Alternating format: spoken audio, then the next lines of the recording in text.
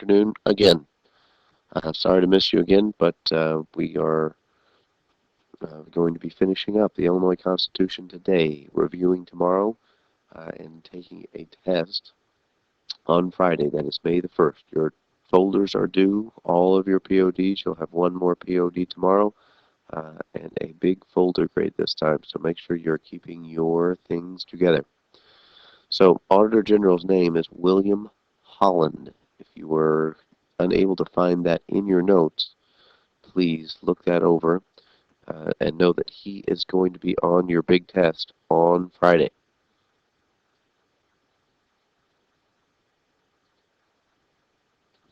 So as you're preparing for the big test on Friday, you are welcome to use the study guide that's online on my website. Yesterday's lesson was on there. Today's lesson is on there.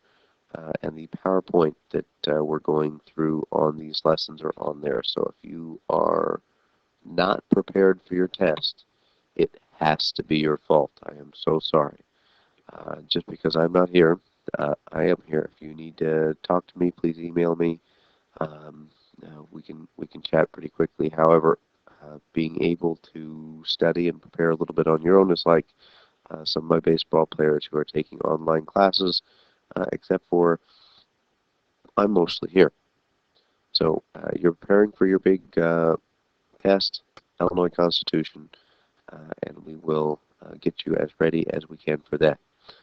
So Articles 7 through 10 yesterday is what we did. We kind of flew through them. We spent, it seemed like forever on Articles 1 through 6, and then now we're already on Article XI, which is, 11. So I'm not requiring you. I think Mr. Weaver did ask you to know your Roman numerals. However, if you can remember intelligence varying, extra large, cats, dogs, mice, that could get you the mind device to learn those Roman numerals all the way up to 1,000. Okay, so back to Illinois Constitution. Article 11 is about the environment.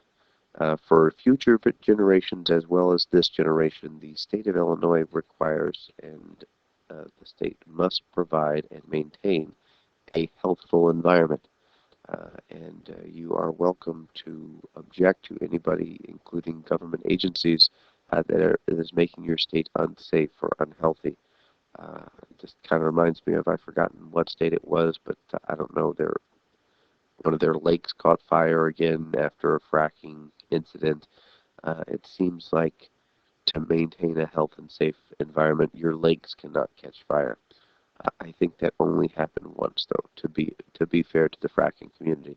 However, a healthful and maintaining a healthful environment is something the state of Illinois does take pretty seriously. We have an Illinois Environmental Protection Agency. We have several local people that monitor and make sure that all levels of toxicity are down in the environment around you, and that you are pretty safe. So that's all of 11. Article XII, which is 12, is about the militia. The state militia is all able-bodied persons residing in the state, and the governor is in charge of these people unless they're serving the U.S. Army, then the president is in charge. And we have several of our National Guard. It sounds weird, National Guard. The National Guard sometimes is deployed overseas, so that would not make them a National Guard anymore, technically.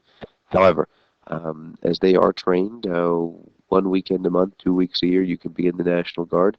I've forgotten what the signing bonus is. However, they offer free money, and they give people an opportunity to be able to go to college and better themselves after they get out and while they're in. So for our purposes, we can call the National Guard the state militia. In case of an emergency, we may have to quickly get an army to fight off the zombies, or something like that. However, most likely will not happen. And for our intents and purposes, um, the we don't necessarily have a state militia. The closest thing is a National Guard. Um, One thing in researching this, if you're coming back from militia duty, I said duty, sorry. If you're coming back from militia training, you're exempt from an arrest, kind of like we talked about legislative immunity. If they're going to and from session, they are exempt from arrest. And we're talking about the small type of occurrences also here. So that's Article 12. Article 13, X and 3 I's, general provisions. And this is based on and amends Article 6 that we just talked about, or doesn't amend it, but kind of pertains to it a little bit. But this says that a person convicted of a felony, bribery, perjury, or other infamous crimes cannot hold office, and that all officials may take an oath of office. I'm sorry, this does not amend Article 6. We're getting there, but that's one of the amendments that we will be talking about later. Sorry, I messed that up. So, infamous, famous, but for a bad reason. So if you are a kind of a bad guy in the state of Illinois, we will not allow you to run. Now, we don't mind you being a bad guy after you have run, as that has been the kind of the theme for Illinois politics for a while. However, um, as we're looking at Article 13, it says every official must take an oath of office. I do solemnly swear to uphold and maintain the Constitution of the state of Illinois against all enemies, foreign and domestic, and blah, blah, blah, blah. So help me God. If you have to be sworn in, and as they do this, this is all officials from the governor to even our county board members and uh, county clerks that I saw with a picture with our chief judge, Judge Tedeschi, a couple of weeks ago. They were being sworn in, or several weeks now. So Article 14, the last article in the Illinois Constitution, it is exciting. It allows for the House of Representatives, or the General Assembly, and the Senate combined to vote and call a constitutional convention. They can do this, and they can also make an amendment to the Constitution. 3/5 vote to propose, and then the citizens vote on ratification, which means it has to pass. So 60% of the General Assembly in both houses have to agree, and then the citizens get to ratify it, and a simple majority of vote would ratify. And we may be getting to ratify more amendments later on. In fact, there were 2 amendments added just this last year that we'll talk about to the Illinois Constitution. So Article 7 through 14, we have a couple of amendments that we are going to be talking about today. So as you're looking at Amendment number 1, this was in 1980. They called it the Cutback Amendment. It reduced the size of the House of Representatives from 177 to 118. So they had to gerrymander the districts a little bit and adjust them. Districts, of course, used to be what, bigger or smaller? Every district has to be equal in population. We had about the same amount of people then as now. The districts in the state of Illinois get bigger. The physical districts, the lines on a map, did they get bigger or small? They got bigger. So they reduced it quite a bit. It meant that you're not as close to your representative now. However, this is where what the First Amendment to the Illinois Constitution did. Amendment number 2, delinquent sales tax. It is talking about, and there's going to be an amendment to this, so 2 and 6 are very closely related. In fact, let's just talk about them both right now. It sets up the time on people being able to come in and take care of this for you and take it over. So if you are behind on your taxes and you are delinquent, what they can do, they can actually take your property and just have to buy it for the sales tax. They have a tax sale. Quite often people, let houses get run down. They just don't care. they don't pay the taxes, and they are open to the public. The next one is about habeas corpus. It's Amendment number 3. It allows judges, and this makes sense, I'm glad it's in there, to deny bail if it's a serious crime, if the possibility results in a life sentence in the state of Illinois, they can deny the person bail. They get that, which means they have to sit in their trial or sit in jail until their trial, and then most of the time we hope to find them guilty. The next one, we talked about judges denying bail. This again amends Article 6. They can deny bail if they pose a threat to the community. So, if they catch they suspect a serial killer, and they get him on trial or get him awaiting trial, they can keep him so he doesn't go out and do it again. This allows the judge to be able to do that. So if it's a serious problem, if it's a bad guy, they think he's going to be a threat to the community, or a run risk, like he's going to leave and not come back, then he may deny bail. Amendment 5, the voting age and residency requirement in the district to 18 and 30 days.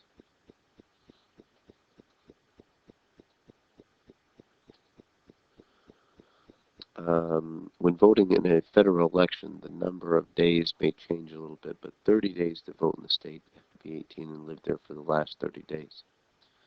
We talked about 2 and 6 together again, amending that sales tax, something about a 2-year time frame on that.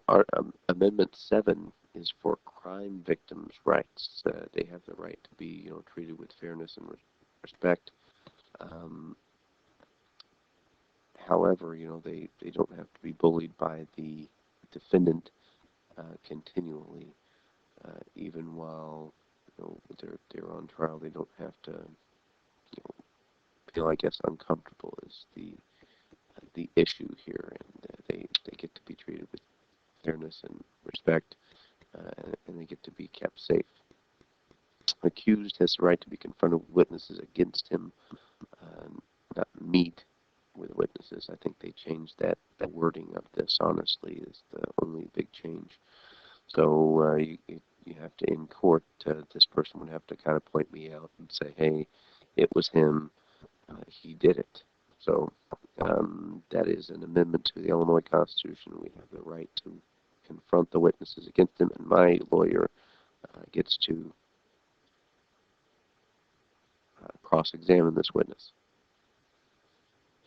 The next one is about when a bill can take effect. Bills passed after May 31st do not take effect until June 1st of the following year. Now that just sounds funny, but it's word for word from the Constitution. It's just an effective date of when bills start. So bills like May 30th, the bill is signed by the governor and is passed both houses. It would take June. It would take effect June 1st. So as they're looking at these, the time frame, it's just effectively setting a date for when these new rules are going to take over. Next one amends the fact that 2 citizens serve on the Illinois Courts Commission. This is the one that disciplines judges for misconduct. They can retire judges if necessary. Amendment 11, the recall amendment. This was done because of a former governor, Rod Blagojevich. We couldn't get him out of office because the only way to remove an elected official is to done by the House of Representatives. The Senate holds the trial. 2/3 vote to convict and remove. That is impeachment. So, because our former governor, it took a while to get an impeachment trial going. What they do is, or what Amendment 11 is, what they call the recall amendment. So, with the use of petitioning, they can have a special vote on whether to remove. I believe this amendment is only for the governor although it could be for any elected official. The governor specifically is mentioned in this amendment.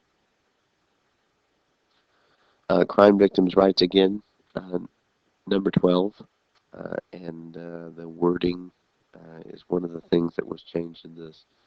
However, we like to protect the people that are victims of crimes in the state of Illinois. It just makes sense. Finally, there is an amendment number 13. I'm having trouble seeing it right now. Voter discrimination. No discrimination for any reason can't be based on sex, creed, color, or national ancestry. So what we're looking at is that we have to have equal rights to be able to vote, and for the most part we have that in the state of Illinois, but that was a 2014. In fact, both 11, 12, and 13 were 2014 amendments to the Illinois Constitution that were ratified. All right, federal and state relations. I see a problem. Okay, last slide of the Illinois Constitution. I know you're pumped. Okay, federal, state, governmental relations. The federal government needs the states for the election of federal officials. So we vote for president, we vote for senators, we are a necessity in Illinois. So they need us to elect federal officials, and also the approval of amendments to the U.S. Constitution. So as we get to ratify these amendments, if they need to change it a little bit, it seems like we've been changing the Illinois Constitution quite a bit, and may even elect sometime. Every 20 years it's on our ballot to be able to change and to have a Illinois Constitutional Convention, which is not in our best interest right now. So we have 2 senators from every state in the United States. I'd ask you to do the math if I was there, and I bet somebody I could pick on and you just wouldn't know. So pay attention. So U.S. House of Representatives, we are in the 12th Congressional District, and Mike Bost is the newly elected congressman from the 12th Congressional District.